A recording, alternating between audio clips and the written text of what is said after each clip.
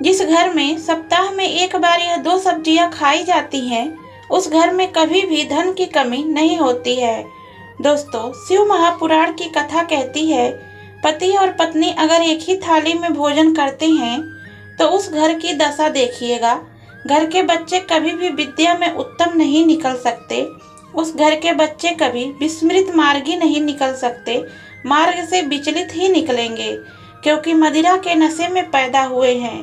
और सुनो अर्जुन, यदि बेटी कुंवारी है और बाप के साथ बैठकर भोजन करती है तो उस बाप की कभी अकाल मृत्यु नहीं होती, क्योंकि बेटी बाप के काल को हर लेती है। बेटी की शादी हो जाने पर भले ही वो अपने बाप के साथ बैठकर भोजन ना करे, लेकिन जब तक कुंवारी है तब तक अगर बेटी बाप के साथ बैठकर भोजन करेगी तो बाप के काल को हर लेगी। ये उसी तरह है जैसे एक गाय ब्याही गई हो और एक गाय कुंवारी हो।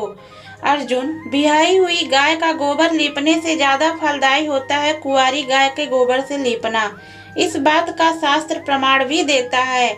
कई लोग दुखी भी हो रहे होंगे आज हमारी कथा सुनकर कि आपने कह दिया एक थाली में भोजन मत करो, और हम इतने साल से करते हुए आ रहे हैं और अलग अलग करेंगे और ऐसा और वैसा। कई लोग तो वीडियो ही छोड़कर चले जाएंगे, लेकिन सत्य यही है और ऐसा शिव पुराण में लिखा हुआ है।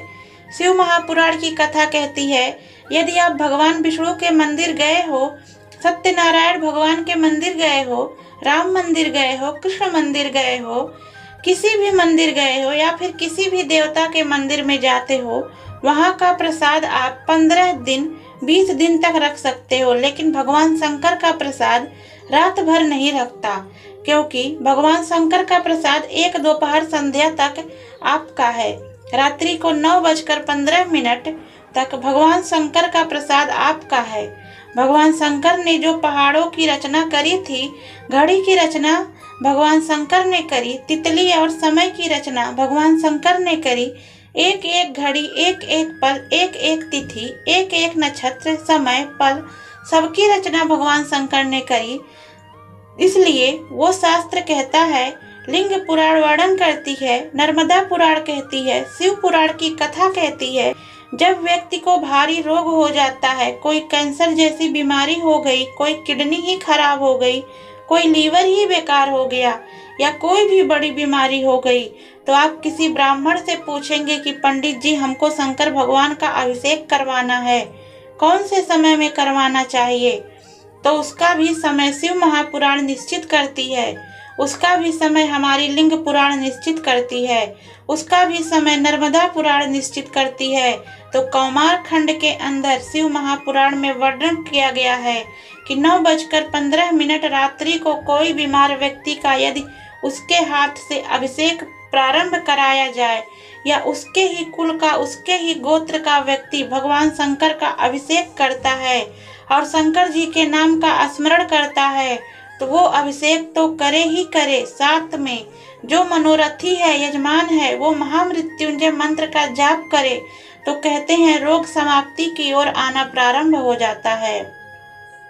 शिव महापुराण की पावन कथा कहती है, एक कलश के अंदर आप दूध ले लीजिए, उसमें काली तिल्ली डाल लीजिए, थोड़ा सा आंवला, सूखा आंवला बाजरा में मिलता है उसको डाल दीजिए। बाजार में अगर गीला बिला मिल जाए, बेलपत्र में जो फल लगते हैं, बिला का गुर्दा मतलब बिले के अंदर का भाग अगर बिला ना हो तो बाजार में सूखा बिला मिलता है, उसको पानी में गला लें, गला के उसको पीस ले, पीस कर उसका उपटन बना ले, उपटन बना के उसको एक कटोरी में ले लो। उस उपटन को जल के पात्र में जो व्यक्ति घर में बीमार रहता हो या जिसका बुखार ज्यादा चढ़ रहा हो, उतर नहीं रहा हो, निमोनिया जैसी बीमारी हो या फिर बड़ी से बड़ी बीमारी भी अगर आपको घेरी हुई है, तो आप अपने हृदय चित्त से स्पर्श कराकर, कोई पलंग पर पड़ा है तो उसके हाथ का स्पर्श कर लें, जो स्वस्थ है उसके ऊपर उतार कर भगवान शंकर के पास ले जाकर उस बेल का उपटन शिवलिंग पर लगा दे और जो जल है वो शंकर जी को समर्पित कर दें। कौन सा मंत्र बोलना है, उस मंत्र का स्मरण आप सब प्रेम से करो, ओम जूह सह, ओम जूह सह। इस मंत्र का जाप करते हुए जो दूध चढ़ा देता है, उपटन लगाकर, उसकी बीमारी, उसका रोग समाप्त हो जाता है। बहुत ध्यान दीजिएगा। उसी चढ़ाए हुए जल को, दूध को, उस उपटन के भाग को थोड़ा सा ले आइएगा। जिस बच्चे को निमोनिया की बीमारी है, जिसका बुखार नहीं उतर रहा हो, उसके मस्तक पर उसका लेपन दीजिएगा, हृदय चित्र पर लगा दीजिएगा। उसके बाद में उस बच्चे को वस्त्र से गीले वस्त्र पोंछ दीजिएगा, उस वस्त्र का झटका दीजिएगा। उस बच्चे का बुखार 10 मिनट के अंदर उतर जाएगा। ये कभी भी कर सकते हो, ऐसा कोई दिन निश्चित नहीं है, कोई तिथि निश्चित नहीं है।